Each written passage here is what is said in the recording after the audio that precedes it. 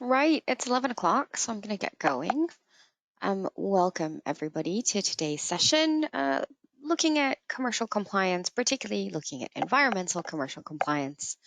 Um, Thanks for joining me. My name is Danielle, in conjunction with Conveyancing Data Services and TM Group. So a bit of housekeeping before I get going. We are recording today's session. So if you would like a copy of the slides uh, or a copy of the recording, please let me know after the webinar is done and we can get that over to you. You should see a control panel on your screen, which allows you to ask written questions. Please feel free to submit those as we go along, and I'll try and get those questions answered either during or after the webinar. I am working from home. Hopefully you can hear me clearly, but should we have any technical mishaps, again, we'll get a recording of the session out for you afterwards. So in today's session, I'm going to be going over the basics and the foundations when it comes to compliance when we're looking at the environmental report in commercial property transactions. So if you are a long-established commercial conveyancer or an expert, I would say this presentation might not be for you because this is really going over some of the very basic things. But if you want a refresher, of course, come and stay. So today we're going to touch on all the major components of a commercial environmental report, what we're looking at, what aspects of commercial transactions we look at. We know that, there aren't certain parts of the environmental aren't all required, but there are best practice guidances. And so, in the grand scheme of things, the environmental report piece is actually a very small piece in a much larger puzzle when we look at the transaction in whole, in its entirety.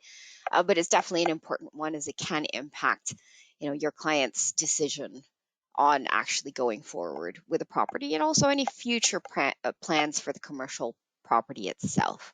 So yeah, with commercial transactions, it's definitely, there's a lot more complexity and nuance involved.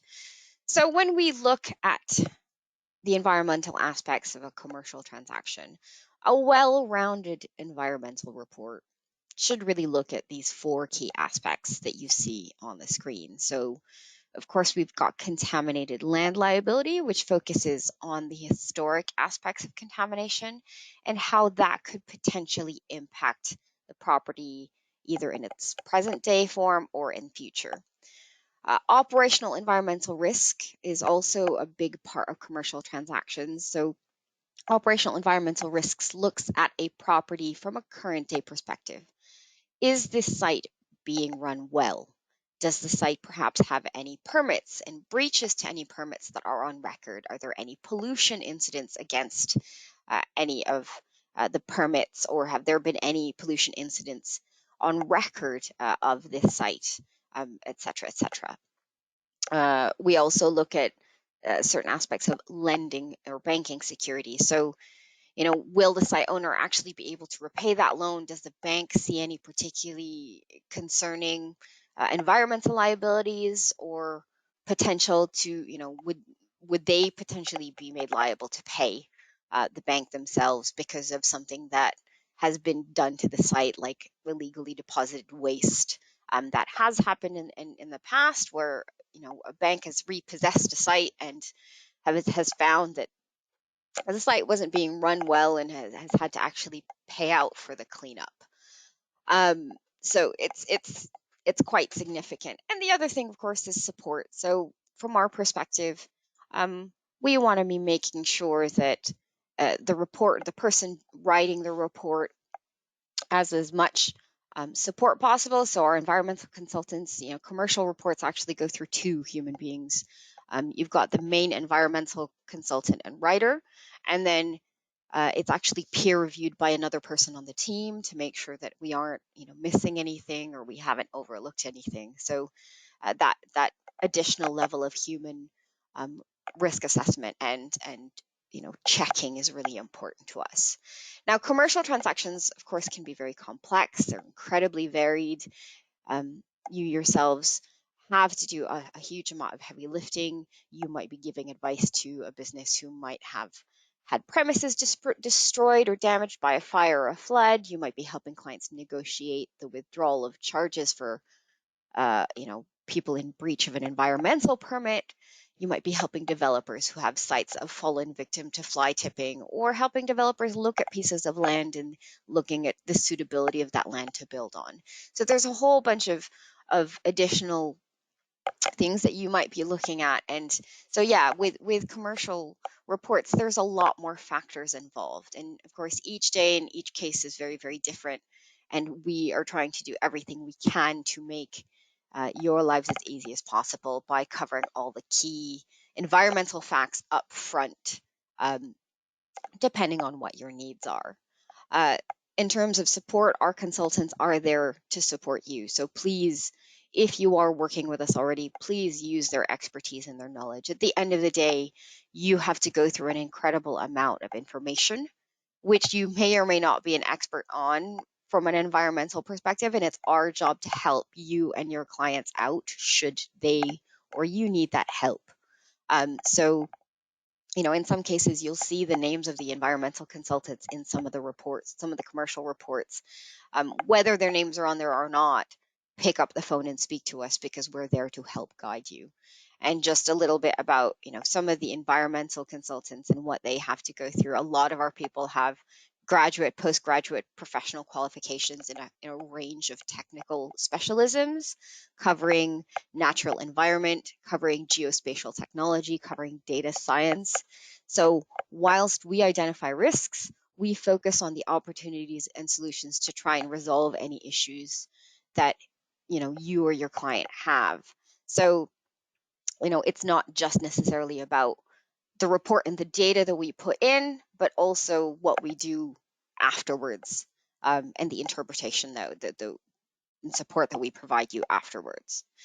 So another key aspect of a commercial report is understanding what the land is currently being used for and what the intended use is. So for commercial reports, it is really, really important for us to understand this. So actually, before even placing an order, we ask these questions, and we ask the questions you see on the screen to make sure we have as much information about the transaction as possible, so we can make the most appropriate recommendations as possible for the scenario that your client is in.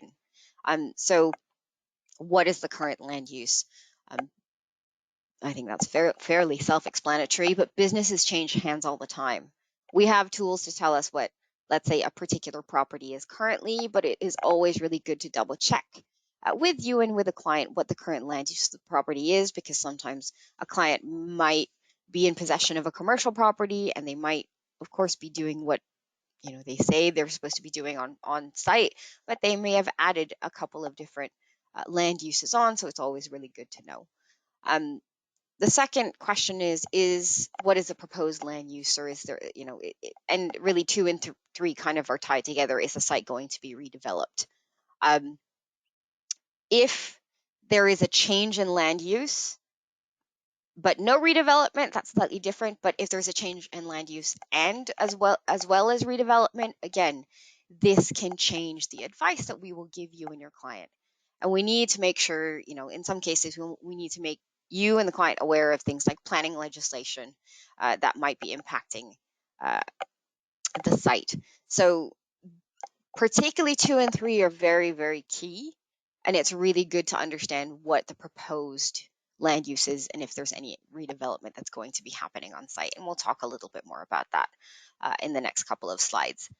And lastly, is there any bulk fuel storage on site? We don't tend to think about this stuff necessarily, or won't ask these questions up front with residential transactions. With commercial transactions, things like bulk fuel definitely do matter.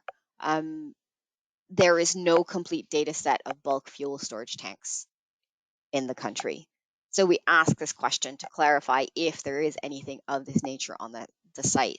That way we can give appropriate advice on managing that particular feature. We can often see it on mapping if the tanks are on site and above ground. But for example, if anything has been built underground, then we have no way of knowing if they're on site. So to give you an idea of why we like asking these questions, Groundsure were commissioned to undertake a report for a client. The client answered all of the land use questions and stated that the property was currently in commercial and industrial use, and it was remaining in that use. So as a result, there were no significant historic liabilities and operational risk was low. So the report was actually sent out as an acceptable environmental risk, and this information was passed to the council to help inform the planning application. A few weeks later, the client came back and said that the council wouldn't accept a search as it doesn't take into consideration the development of the site to a residential property. And this was actually the first time that we had been told about this, because initially we weren't told. So as a result, we rewrote the report, taking into consideration the proposed land use, which was of course much more sensitive than the original commercial and industrial use, as we were provided with this. And as a result, the report had to go out as action required with specific recommendations tailored to the proposed land use, and specified that as a minimum, to allow the planning application to proceed, a phase 1 would need to be carried out. Now, by this point, we were actually a few months down the line since the original report was produced. And as you can imagine, the client wasn't best pleased, as this would now delay the transaction and cost money. But again, this is why, we did remind them that that was not the original information that we were given, and we were given incorrect information from the very, very beginning. Even if the proposed end use isn't known at the time that the order is placed, which is fair enough because that does happen, it's actually better to say that you don't know, because at that point, this means we will assume the worst case scenario and ensure that the client is provided with all of the relevant information. Now, if the client then comes back and confirms the proposed use, we can then amend our risk assessment accordingly. So it's really good to understand this from the very beginning, if possible. So as much as you can from the very beginning, please do ask those questions, because it can help inform the advice, and also in some cases it can make things go faster if we know straight away what it is. So just bear that in mind, and that's some of the stuff that we look at and think about when we're looking at commercial risk factors. Now, core commercial factors for a non-redevelopment scenario. So we always like to look at commercial properties from is it being developed or is it not? That's kind of the main concern. Major changes in land use versus none. So for clients, and most commercial reports will actually be of the non-redevelopment scenario. With a non-redevelopment scenario, the real focus is historic land use and historic liability. So what are the potential on-site contaminants? Is there potential for migration? Migration usually with a non-redevelopment scenario, not really, and that's good, and that's what makes them a lot easier to deal with. So the focus is historic land use and liability. So when I say a standard straightforward transaction, that means the property is not going through any redevelopment, no major changes in land use.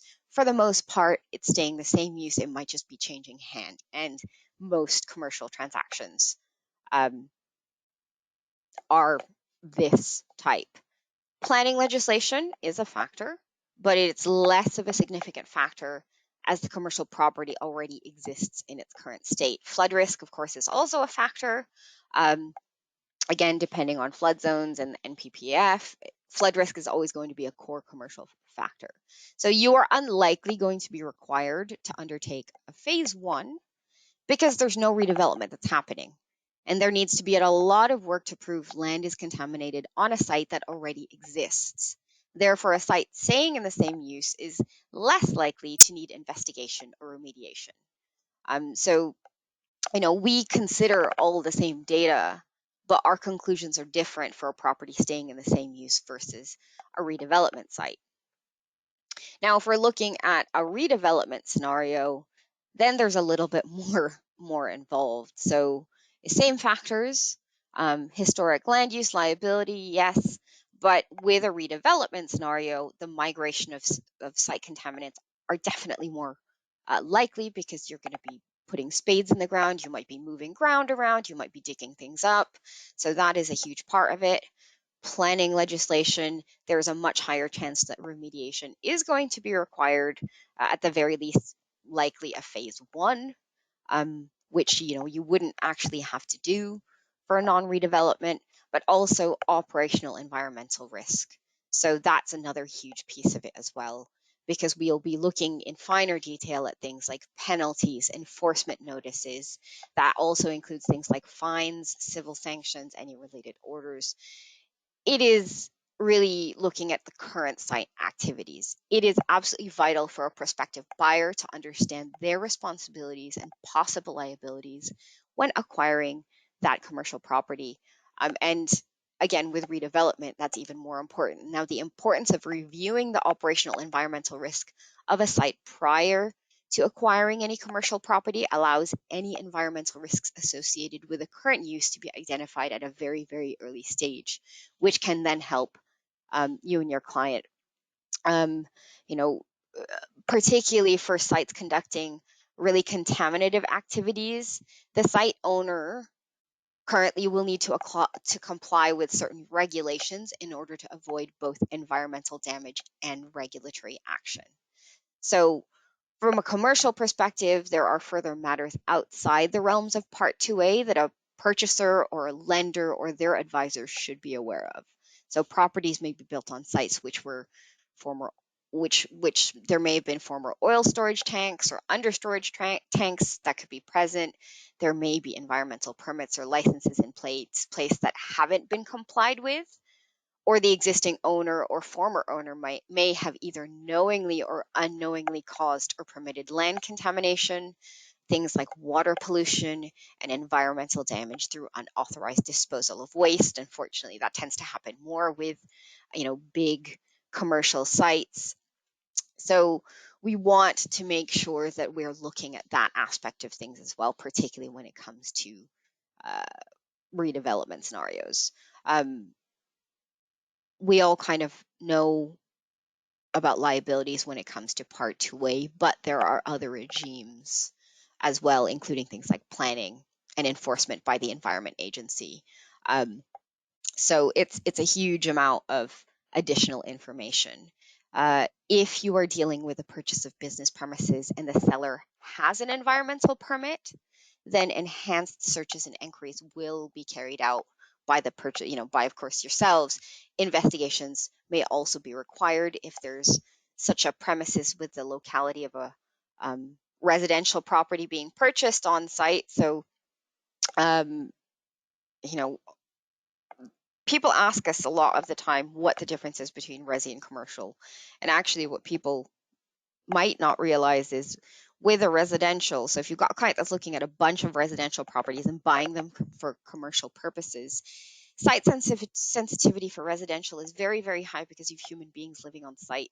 Whereas with commercial, if you're looking at industrial land uses, depending on what your client's doing with it, like if people aren't going to be living on there, if they're, let's say, just going to be using it as a warehouse or logistics, and there aren't going to be human beings living on site, then the sensitivity doesn't have to be as high. So again, understanding what client's doing with these properties and what they're intending to do is really important, because that can impact the level of advice and guidance and next steps, and also the legislation that your client may or may not have to adhere to, and the legislation that we have to look into. So understanding whether or not a commercial site is redevelopment or not is actually really, really important. So as much as possible, do find out if you can. Right, let's look into the more individual breakdowns of environmental reports and the individual aspects of them. So contaminated land, we know it's a long-standing risk. We know that it needs to be taken into account. You, of course, have the sections that you can see on the screen: Law Society practice notes, conveyancing handbook, etc., etc. You also use things like the local authority search. The questions there tend to be, particularly when it comes to contaminated land, tend to be very vague. They tend to be yes or no questions. The reply is usually no, when it comes to contaminated land, but this doesn't necessarily mean that the land isn't contaminated. It just means that the land may not have been inspected for contamination, or that the contamination is present, but it's not sufficiently serious to fall within the statutory definition of contaminated land. And the reality is that local authorities have designated only a small number of properties as like falling within that statutory definition. So most potentially contaminated sites have still yet to be inspected by the relevant local authority. So just bear that in mind, and understand that, yeah, sometimes the local authority won't have the best information when it comes to contaminated land risk. So there's that definition that I said earlier in terms of Part 2A, the EPA. It can arise from a wide range of historical and current activities. We all know what they are. They all kind of make sense. Gasworks, factories, garages, etc., etc. They give a whole host of issues with contaminants, heavy metals, arsenic, etc., etc. And so, as always, a reminder, the older the industry, the more potential it can cause risk. So the older, 50, 100 years ago, a lot of less regulation tends to happen back then. And as sites are being used over and over again, more and more contamination can happen. But also, we're looking, from a commercial perspective, we're looking at a lot more brownfield sites. We don't really have much of a choice given that we're running out of spaces to build. So I think brownfield sites will come more and more into the running for commercial transactions, and also residential ones, depending on if you have any developer clients. In some cases, we are going to be looking at that. So, consultants, and this is where I think the value of a consultant can be very, very useful. So, this is a very specific commercial transaction. We were approached by a client who had received a failed search from another provider. The client was purchasing a fast food shop, and the other search had failed due to the presence of a garage 20 meters away. So you can see there's the commercial property with a red boundary outlined. You can see the garage across the road. The client was a little bit frustrated and had asked us to look into this particular case further. And when our consultants examined the data and the historic mapping, it became clear that the garage in question was over the road, and due to where it was and the geology, what the ground was actually made up of at a distance, where the spread of contamination would be greatly reduced. Basically, it wasn't an issue, so very unlikely to cause contamination issues to the purchaser of the property or any liability concerns. And we actually issued a report to the client that had an acceptable risk professional opinion. So this is where it's really key to have just real human beings looking at these reports, as opposed to an algorithm or a computer looking, having a computer-based assessment, because this means that the client didn't have to spend any more money on clarifying the risk and essentially wasting time for something that had posed a very minimal risk to their client's transaction. So just bear that in mind, when we're looking at things like contamination. We are looking at everything with a fine-tooth comb and really trying to understand the nuance of it all. Moving on to flood risk. So flood risk, you can see the section of compliance from the Conveyancing Handbook and the Law Society practice notes on the screen for you. Flood risk is one of the biggest, if not the biggest risk we get asked about. We know that flood risk is increasing. We know that we're running out of land to build on, and therefore we're looking at kind of pieces of land that may or may not be more prone to flooding. And it's really imperative that your client is aware of the flood risk to the property. Just because the property hasn't flooded in the last 10, 15 years, with the increase we've had in extreme weather events, that doesn't mean that the property's never going to flood. And I think historically, we didn't always include flood risk as standard in all of our commercial reports, but we do now in full, because it just makes sense. And especially with kind of the more extreme weather events that we've had, with long spells of heat, then followed by extreme rain, we are getting more and more flash flooding as well as surface water flooding events. which is a bit of an issue. Now, businesses need to ensure that they are not only aware of their flood risk, but they're also better prepared in the event of a flood occurring. So flooding is the most likely peril to cause damage and disruption to UK business property. 33% of business loss is caused by flooding.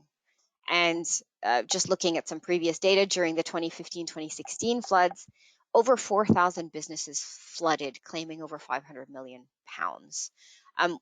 We were reminded of this fairly recent, in the last, if you're looking at the last few years, North Yorkshire was hit by torrential rain. Several businesses actually ended up underwater. And according to accounts, the weather was so violent that they had like big freak hailstorms, hailstones, damage buildings. They caused power failures. A lot of pubs and shops and a lot of other commercial businesses were forced to shut up shop and divert their energies into blocking floodwater and moving valuable items to higher ground. In terms of impacting of flooding on commercial property values, of course, they can negatively impact commercial property for several reasons. You've got building owners and businesses in locations with higher flood risk, less availability of affordable commercial building insurance. We, of course, know that flooding can lead to commercial property lease disputes. We know that it can lead to the loss of income.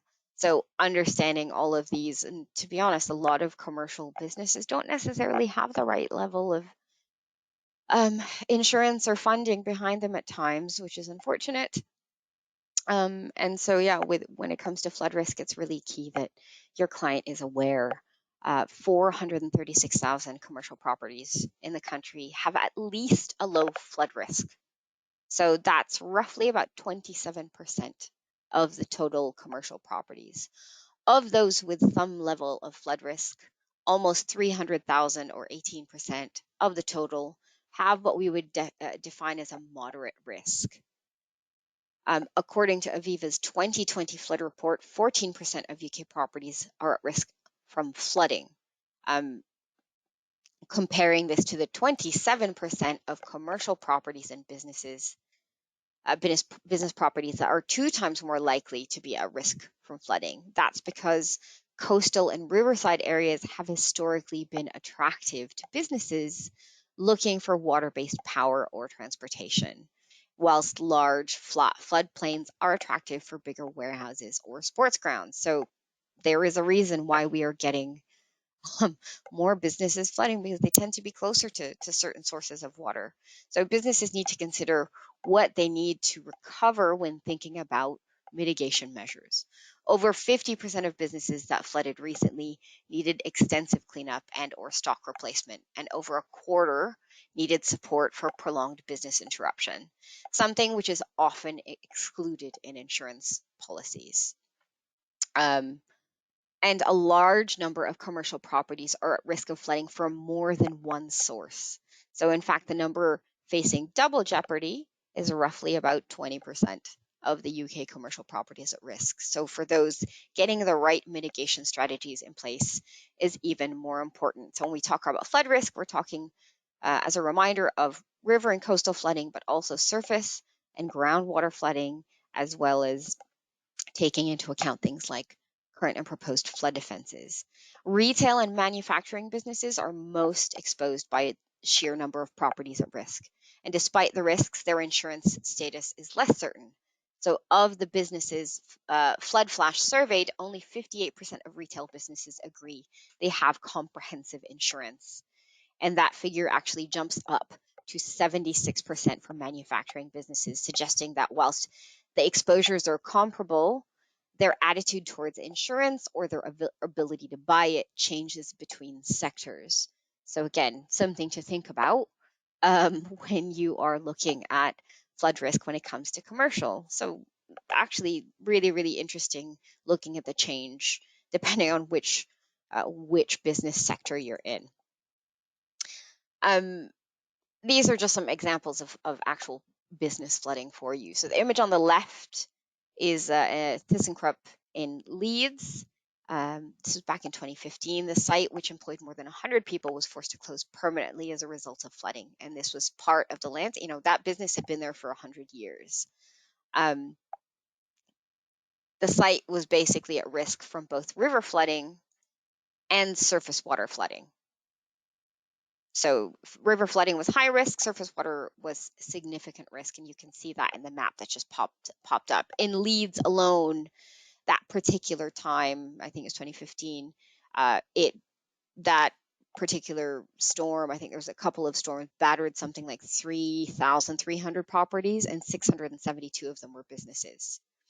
The image on the right is Sheffield Meadowhall Shopping Centre. So that shopping centre is actually flooded on numerous occasions, the first of which was in 2007. And then following that, it's actually flooded several times after that. I think in 2015, the Meadowhall got flooded again. The center was closed for a week. 58 of the 95 shops had suffered damage and remained closed. And it was just at a really inopportune time. And you can see, again, multiple types of flooding happening in and around, applicable to the property. The area around the shopping center flooded again in November 2019. And in a weird turn of events, the shopping center did actually put flood mitigation in, and people got trapped and had to spend the night in the shopping center because the area around the shopping center got flooded. So some lessons to be learned there. But yeah, businesses definitely have to be aware of this type of flood risk. And urban flooding, of course, is happening more and more. It occurs in built up areas. It's caused by intense and prolonged rainfall, which overwhelms the capacity of the draining system. It's one of the principal hazards in our towns and cities today. And this type of flooding often leads to major economic losses and fairly devastating social and environmental impacts. So the likelihood of this type of flooding is far higher in urban built-up areas due to the high proportion of tarmacked and paved surfaces, which limit water infiltration and increase the amount of water running off the ground surface as well. So this is actually known as urban creep, and which is basically the replacement of water-absorbing natural surfaces. So just something to think about when it comes to business premises. And how it impacts. And again, I've mentioned this previously with the current heat wave. What tends to happen with heat waves is you get a long dry spell and then you get torrential rain, and they tend to go hand in hand. Heat wave followed by severe surface water flooding, as what happened this year. We had London particularly was hit. You had people stranded. There were people being evacuated. Theaters were evacuated in London after very, very dry weather. Gatwick Airport had issues. The Alameda Theatre in Islington basically had to stop a performance, and they evacuated the audience and the cast after things started to go a bit wrong. You had subway stations. So heat and rain are not a good combination. What happens if we identify flood risk or a previous flood event is identified? So the risk assessments within a report's based on the highest flood risk found within the site boundary. We always suggest that you have a really good look at the maps provided within the report to confirm whether the flood risk area affects the buildings or the associated land or both. That's really, really key. There are recommendations within the report that are bespoke to the type of risk we identify, particularly for commercial properties. So an example, groundwater flooding. If we've identified it, we normally recommend seeking more information on whether or not there's like a subsurface asset, things like a basement. We tell you, we'll give you advice and tell your client to find out if it's been tanked or lined, to look out for signs of water ingress, water staining, damp, etc., etc. For residential property, most places don't actually have a basement, but for commercial properties, it will likely have a basement or a car park or some type of subsurface asset. And so groundwater flooding, which is fairly, like from a resi perspective, tends to be less weighted in terms of factors can actually have more of an impact when it comes to commercial, because commercial properties tend to have more subsurface assets. So there are differences in the flood recommendations, and you will actually in some cases include a paragraph about the NPPF when it comes to the commercial properties.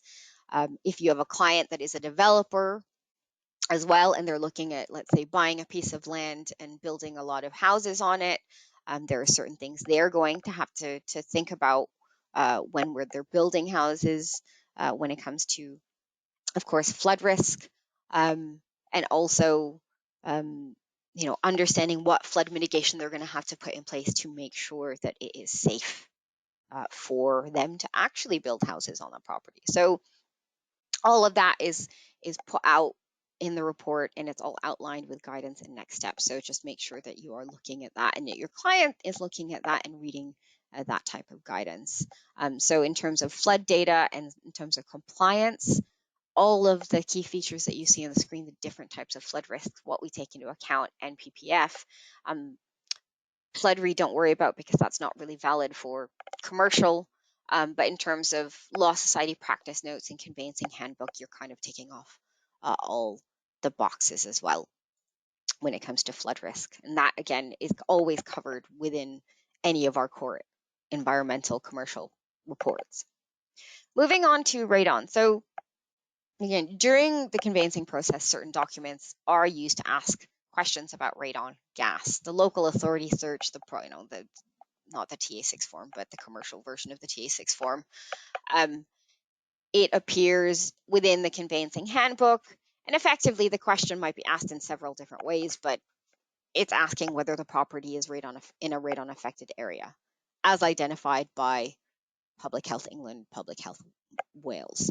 And the data that's commonly used in a local authority search is freely available, and it's accurate to 1 kilometer, which we're going to touch on a little bit later. There's also a question about whether or not radon tests have been carried out. It's usually yes or no, and then asks whether any remedial measures have been undertaken on construction to reduce radon gas levels in the property. And so we want to make sure that you and your client are aware of what the radon risk is. Radon is basically everywhere. You cannot run away from it. Your client cannot run away from it, because it's in the soil, and it's the breakdown of uranium and rock, and then gets into the air that we breathe. Typically not a problem. Outside, not a problem, but it can collect within buildings. So if you've got clients with big commercial buildings, and it can collect in there. You can see on the map, the darker shaded areas are, of course, where radon is most at risk. So if you have any clients in the Southwest, well, yep, they kind of know that they're always going to be in a radon affected area, and then certain parts of the middle of the country, and certainly certain parts of Wales. So depending on where your client is, they know. But in terms of the local authority data, so this is where the data differs. You might have a local authority search come through on a property, and it might have a high rating of radon, or you are in a radon impacted area, and you'll get something in our report and it'll be different. And there is a difference because we use different data. We use more granular data. The local authority search uses something called a 1 kilometer radon atlas, which shows you the highest potential radon potential within a 1 kilometer square. And it applies that high risk, or the highest risk, to all of the properties in that 1 kilometer. So in this case, when you look at it, it's 5 to 10% for that whole kilometer. Which isn't entirely true. The data that we use, which is now on the screen, is much more property specific. And actually, when you look at that data, not every property within that square is at 5 to 10%. In some cases, there is no radon impacting certain properties, which is why it's really important to get your data from different sources. As you can see, not all the properties are impacted. So understanding that and understanding why there might be a difference, because we do get people who come to us and ask, well, why is the data in your report different to the local authority search? That would be why. And the reason we switched from the 1 kilometer radon atlas, which is, there's still nothing wrong with it, it's just less property specific, to the more property specific radon data set, we find is much more in line with what our clients' needs are. You know why people want to know about radon? Basically, it has health implications. It can also cause cancer. And certainly from commercial sites where people are going to be spending a majority of their day sometimes, that's an issue, that's a risk. If the building is identified to be in a radon affected area, then if testing hasn't been done, then testing should be undertaken using the radon detectors. And what you see on the right hand side image is what those are. They look little hockey pucks. Radon testing can take 3 months. Usually detectors are placed all over the building, and then they take measures, and then basically you send those testers back, and they'll provide you with all the data and information next time. In terms of guidance and next steps, as you can see, we provide an estimated proportion of affected properties, if radon protective measures are required and to what level. So we'll let you know what percentage your client happens to be in. We'll give you next steps and advice. We'll tell you who your client needs to speak to. There is a slight difference in screening and review advice versus agricultural. I think there's an additional piece of advice we give with agricultural, but it's all fairly laid out. And to be honest, I think everybody's pretty used to radon, so it's a fairly straightforward piece of environmental that you all look at. So moving on to infrastructure. So this is where it gets a little bit grayer in terms of compliance, in terms of what people want. So there is a section on infrastructure compliance in the conveyancing handbook where it talks about railways. So again, understanding the property's location in relation to current existing, but as well as proposed railway works and safeguarding zones, features including things like tunnels, cuttings, viaducts, any compensation schemes, et cetera, et cetera. It's always really good to understand that when you're looking at commercial property. I stayed in a hotel in London recently and didn't realize that it was right above the central line. And so that was an interesting experience because we kept getting woken up by the rumblings of the central line every few minutes. So that definitely was not a hotel I would stay in again. In the UK, there's over 15,000 kilometers of railways. So we have a lot of data on railways, from the very conventional national railway lines to the somewhat unconventional things like the Royal Mail railway line and vernaculars. We look at HS2, Crossrail 1 and 2, other railways, active railways, historic railways and tunnels, etc., etc. If you happen to be in London, we include all of the TfL data as well, because it can impact your clients' businesses, it can impact your clients' enjoyments of commercial properties, it can impact things like foot traffic. So commercial properties may want to be closer to railway versus a resi who might not want to be super close. Other things to take into consideration, noise, vibration, safeguarding areas. So we know, of course, Crossrail 1 has been completed, although parts of it I think are still being completed. You've got HS2 as well. So those are kind of the big railway infrastructure projects. Depending on where your client is in relation to those, they may definitely want to know about how close they are to things like HS2.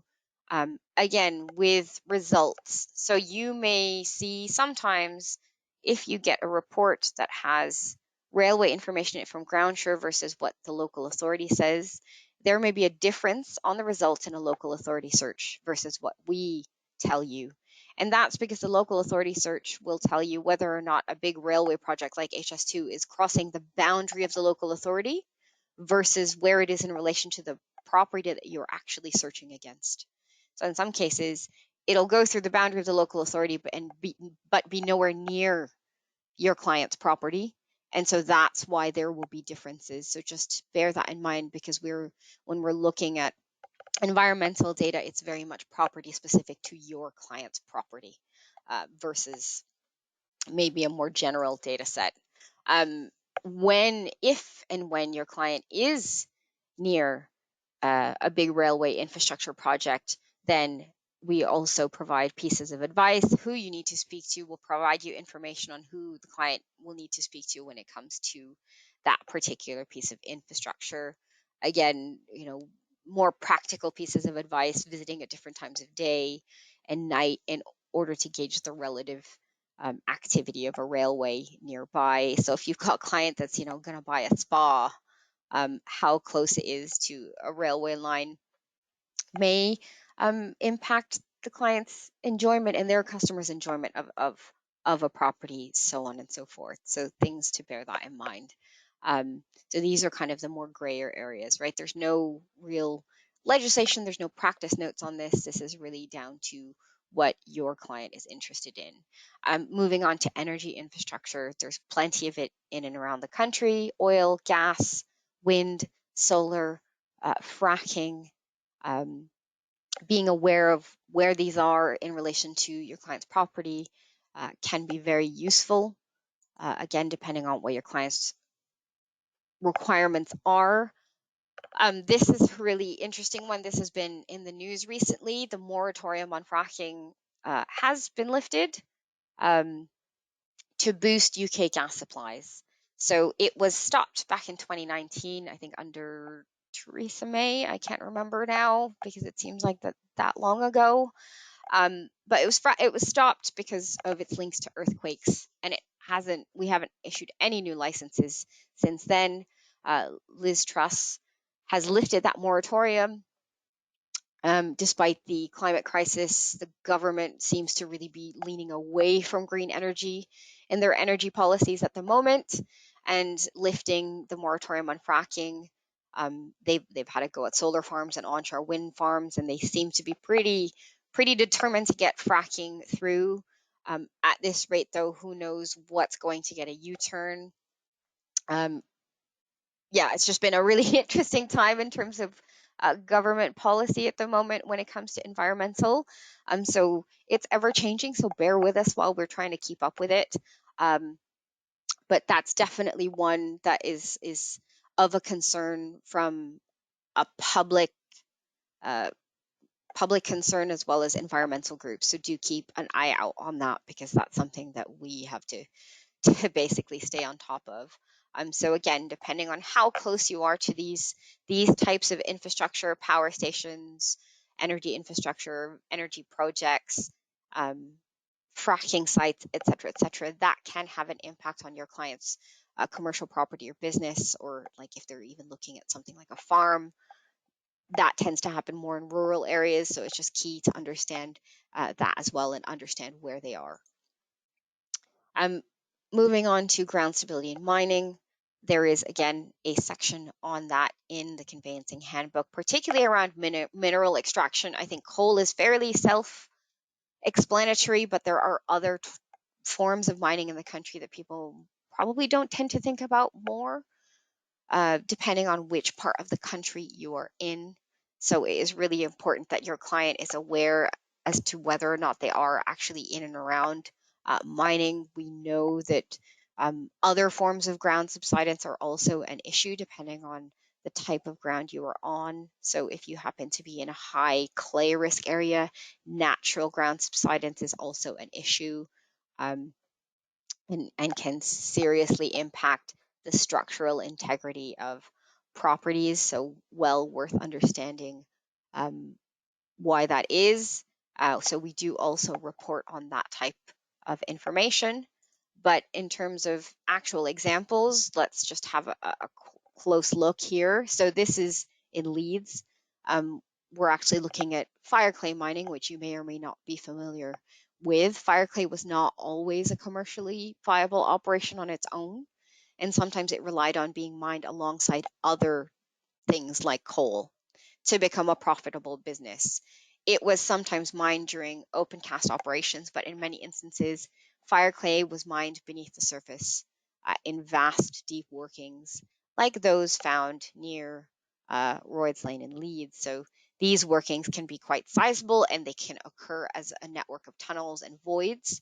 and having removed beds of mineral below, they are now heavily developed in terms of suburbs. So again, if you are working with any developers, I mean, they should know this, but it is always good to understand what used to be there. And so the image shows, the old historic mining data that we have.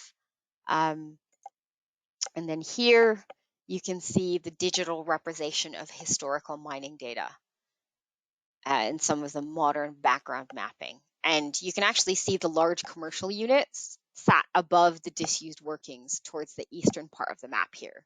So it's important to state that just because a property does not sit directly above the workings, it doesn't exempt it from potential settlement or subsidence issues now or in the future, because depending on the depth and the style of these workings, the overlying geology and a host of other factors, things like the zone of influence, which is the area of ground at the surface that may be affected by subsidence, can vary working by working. And this is why our mining consultants have taken all of this information into account for each mine working, considering it on a case-by-case basis, because we've made sure that the unique zone of influence is considered for a property when making an initial depth-based assessment. Now, in the majority of these instances, when a property is underlain by recorded underground fire clay workings, and there's a possibility of ground movement associated with these workings within the property, then we would recommend a visual inspection by a qualified surveyor may be recommended. On the rarer occasions when workings are recorded at a shallow depth, then a higher risk may be interpreted, and as such, further intrusive investigations may be required. However, this would be assessed by our consultants on an individual property basis. So this is case by case, but it does happen, and commercial properties do get impacted by things like mining. So it is very, very important to keep that in mind. Now, if a survey has been undertaken on the commercial property that your client's looking at, that considers, and the important part to note is that considers ground instability and no issues were found, then no further action is required. So the on-site survey will always trump a desktop study. Higher levels of subsidence do not necessarily mean that the property is unsuitable for purchase. It just means that further action may be required. So bear that in mind when you are dealing with your clients' properties in potential mining areas or in an area that has a history of mining. And also particularly when clients are doing redevelopment, because of course, building works are going to impact ground movement and ground stability. So if you are in a known mining area, then we highly recommend that you take into account mining. Finally, moving on to a little bit more niche, agricultural commercial transactions. We won't take too much longer. Agricultural land from an environmental risk perspective is very different to other commercial land uses. It's very complex. It has unique characteristics and factors that need to be taken into consideration. They can't be treated the same as other commercial land uses. Now, one thing to note is there is a possibility that the current government will be scrapping the environmental land management scheme, which was going to replace subsidies to farmers from the common agricultural policy that we had while we were in the EU. And this was meant to give subsidies based on public good, which included things like growing food, but also environmental things like better water, better environment. That's been proposed or at least paused and possibly going to be scrapped. Organizations and bodies like the RSPB and the National Trust and the Wildlife Trust, basically people you want on your side environmentally, haven't been a big fan of the current policies that the government is proposing or wanting to scrap. So again, something to take into consideration and something we need to keep on top of as well. From a compliance perspective, the Law Society has, and the Conveyancing Handbook has a whole section on agricultural land from a compliance perspective.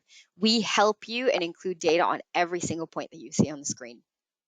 A lot of clients will be buying farmland, and usually when it comes to agricultural land transactions, or possibly even woodland, but basically of that ilk, it covers everything. outlined in section B8 on agricultural land in the conveyancing handbook. It provides you with appropriate maps and guidance, which means you don't have to look up any of these things individually. You used to have to, but we cover all of this, and that's all included as well. And again, with agricultural land comes its own issues, particularly when it comes to contamination. You've got things like Dairy Crest were in the news recently. They got fined for biological sludge and breaching some environmental permits. You've got pollutions to a lot of rivers recently, again, also in the news. There's been no prosecutions or fine issued to farms by the EA, despite 243 violations of legislation designed to curb the agricultural pollution of waterways in England. So again, agricultural reports have their own issues when it comes to and own concerns when it comes to pollution specifically. And then you've also got things like rights of way. There's a lot of talk about rights of way at the moment. Whether or not people want to know about them. And basically in 2000, the government introduced a right to roam clause, which stated that any pre-1949 paths must be recorded by 2026 to continue to carry public rights. And so the Countryside and Rights of Way Act contained a provision that will extinguish those rights if those paths have not been properly recorded. So there's a lot of changes to the future of farming and agricultural land use, as well as a lot of the incentives and schemes in place. So that is something that we are keeping or trying to keep on top of. Finishing very quickly on reports. So I've talked about development and non-development scenarios. The Groundsure screening will basically be suitable for pretty much most commercial transactions.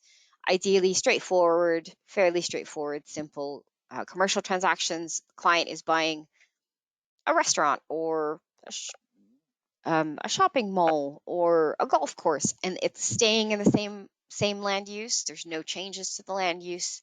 There's no redevelopment happening. Then this is a report that is for them, less complex review. Each report is still written and reviewed by 2 consultants who can be contacted by you or your client, and it really focuses on historic contamination liability and covers you all for the core environmental concerns that you see on the screen. So flood, ground stability, radon, energy, and planning constraints with a screening on transportation. These are kind of the most common reasons why I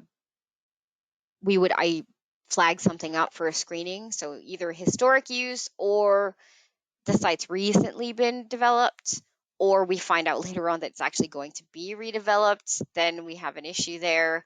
In theory, the report might have to be revised. So we'll always tell you what you need to do, who you need to speak to, and what department you need to speak to basically get the report and the transaction moving forward. You've then got the review, which is effectively a environmental report on steroids. It's exceptionally detailed. It's what we would say is more suitable for high value transaction, complex industrial sites, redevelopments, because there's a lot more detail. It's a lot more comprehensive. It basically also really deep dives into the operational environmental risk I mentioned earlier, looking at, permits, breaches, environmental damage regulations, etc., and comes with basically every search possible. So radon, full energy, full transportation, planning constraints, and if you so choose, planning applications as well. That won't change the price. And then you've got next steps and recommendations, usually for review, because they're a lot more complex. These are the most common things we would identify as areas of concern for review. Current industrial use, usually with reviews, you tend to get a recommendation to carry out a phase 1, just because there are quite a lot of ongoing concerns on the site, or there's something previously industrial that is a huge concern or a big concern. So maybe we've identified a historic land use that could cause significant contamination. In cases like that, we'll tell you to contact the local authority to determine if the site's a priority for investigation under Part 2A. With a redevelopment, again, usually with redevelopments it's phase 1. So those are kind of the more common things we'll flag up, and we'll always give you information there. And then finally, the agricultural report. The agricultural report is really specifically only for agricultural land that's staying in agricultural use, and it covers everything that we've identified in that previous section in terms of compliance. And then finally, if you have georisk, or if you've got a mining concern, then you can also get a mining report specific to the property, and we'll cover both non-coal mining or coal mining in one report, depending on what your requirements are. Just entirely up to you what your client wants to get into. And I'm just conscious of time. So in terms of climate data, we have included climate data. There are various reasons why. Bank of England is a huge driver for it. The Law Society is also a huge driver for it. We are aware that the Law Society will be coming out with a practice note when it comes to climate data, and that will be coming out very, very soon. I believe early next year. So do watch out for that. I'm going to skip through this bit fairly quickly, but we are taking into account physical risk as well as transitional risk when it comes to climate. It is one of those new topics that we are talking about, and we have included it in the new climate index, which is again within our core reports, so screening and review, and it'll give you an overhead view of what the climate risk is to your client's property. So over time, you will understand what that risk is. If you'd like any more information on climate, please do let me know and we can get that sorted for you. And that is pretty much it for me. It's a huge amount of information. I hope you found the session useful.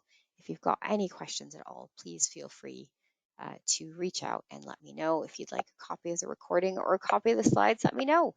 And thanks very much for joining me. I hope you've had a good rest of the morning, and there'll be a quick feedback survey, so that will pop up, and if you could fill that in, that would be really appreciated. Thanks very much and have a great rest of the afternoon.